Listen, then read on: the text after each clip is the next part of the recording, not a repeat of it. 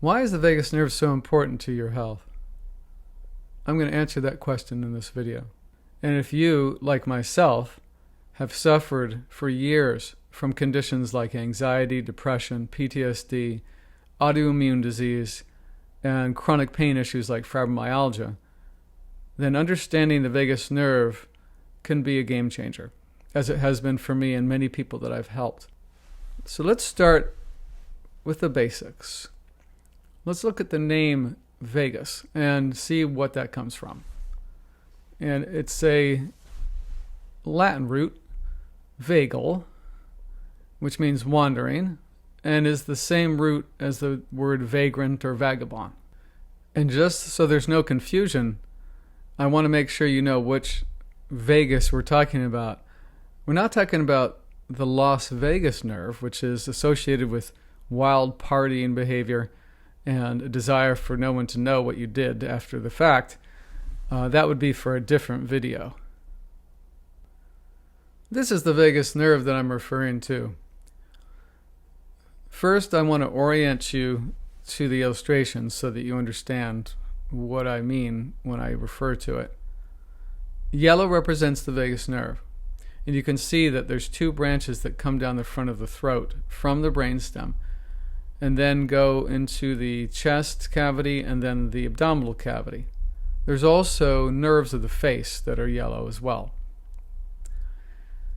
The function of the vagus nerve is to adjust your physiology so that you will adapt to your environment successfully. Now that would include things like heart and lung rate, hormone levels, blood flow, digestion, and so on. So for example, imagine the difference in your physiology when you would be running for your life from a tiger or trying to go to sleep at night when you're safe. It would be quite different, would they? And the way these messages are sent through the nerve is that the organs in the gut, the heart and lungs, and then parts of the brain, they communicate with each other. And what's sent through the nerve is what we call vagal tone, meaning almost like a musical tone, because it's a different tone depending on what challenge that we're facing. And to be clear, this means that the vagus nerve is an information superhighway that connects our three brains. And the tone that's sent through it is what determines how we're responding, which is really important. And three brains, you might ask. Really? We have three. Well, I'll show you those three, and we're going to start with two of them right now. The first one is what we call the old vagus, or the ancient brain, which is in the gut. And that is associated with what I call shutdown energy.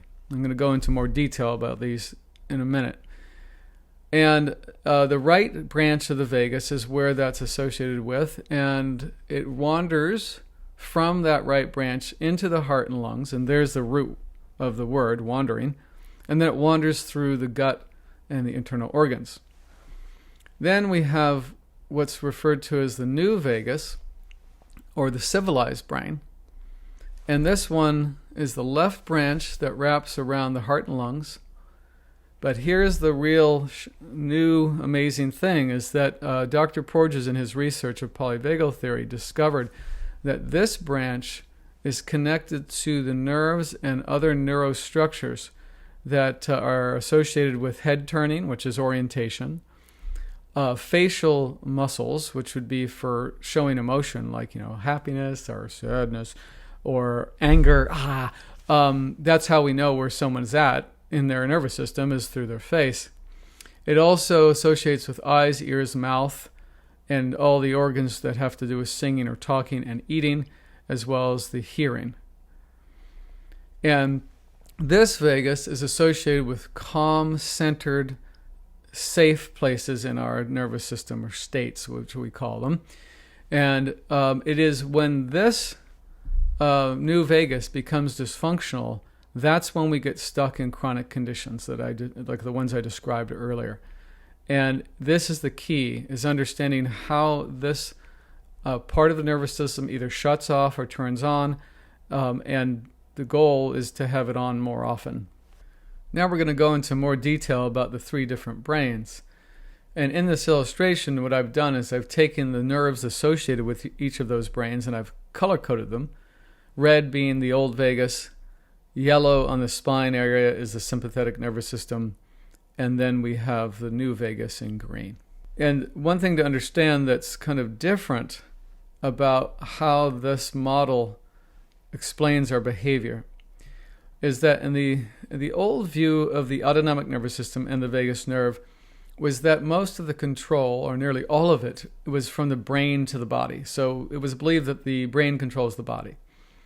But Dr. Porges' work and his polyvagal theory, as well as many other scientists, have now discovered that most of the control actually comes from the internal organs, the gut, to the brain. And essentially, the gut controls our thoughts, feelings, and behavior most of the time. It decides for us how we should be. And that's kind of hard to grasp for many people, but that is the science, is that most of your decisions are made unconsciously by your body, and then your brain is told what to do. The gut brain tells the cranial brain what to do. And so that's an 80-20 sort of balance. 80% of the influence comes from the gut to the brain and 20% the other way. That means that we do have some conscious control over our physiology, but not nearly as much as we thought. So let's start with our old vagus. So the old vagus was developed when we were reptiles, which was hundreds of millions of years ago. And the main strategy of the old vagus for survival in the face of overwhelming threat was to play dead. And that's why I call it the shutdown brain. And remember that this ancient system is actually what controls mostly our emotional response to the world. Then, hundreds of millions of years later, the sympathetic nervous system developed as we developed into primates. And as you can see here, this primate is being assertive, showing his teeth, and maybe in response to another mammal, possibly. And so what happened is that we now had more options for survival. We now could either attack a threat or run away from it. And if we ran away and then they caught us, we could actually play dead. So now we have a lot more options about how we can survive, which is pretty cool. Then, hundreds of millions of years later,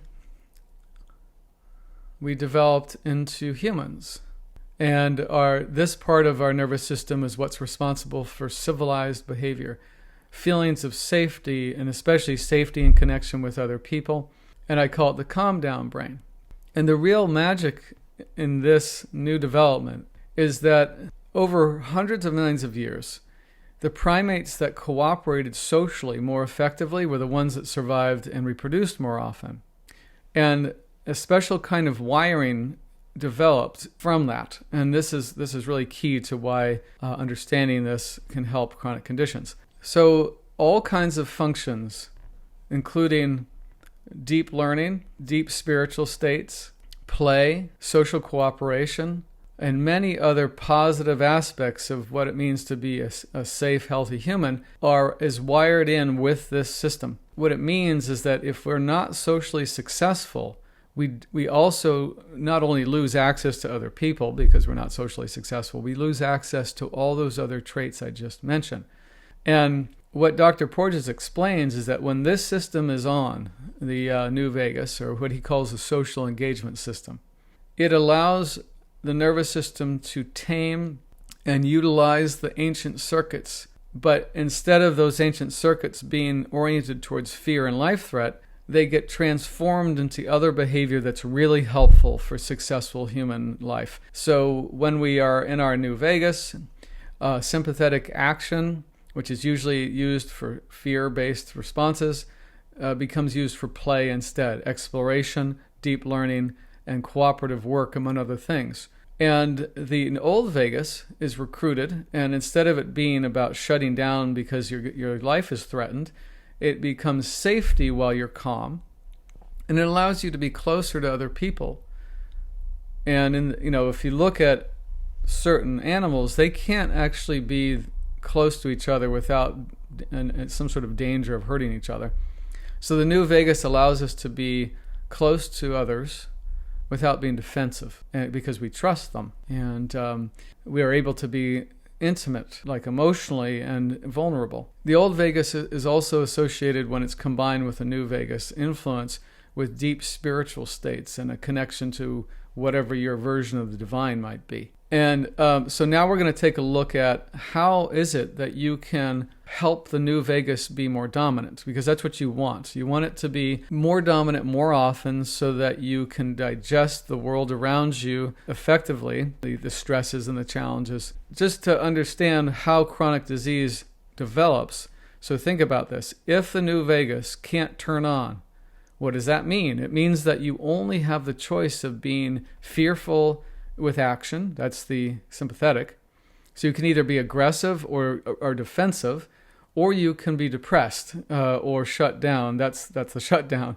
And that's it. So if you are stuck in a state that only allows sympathetic or old vagus, and this goes on for, weeks, months, years, it starts to wear out your body, because your body isn't designed to be in those two states except when necessary, like in other words, in emergencies. And it wears out the heart, wears out the body, and actually ages you faster and makes you more susceptible to disease. The immune system needs to be in the new vagus to repair and to heal.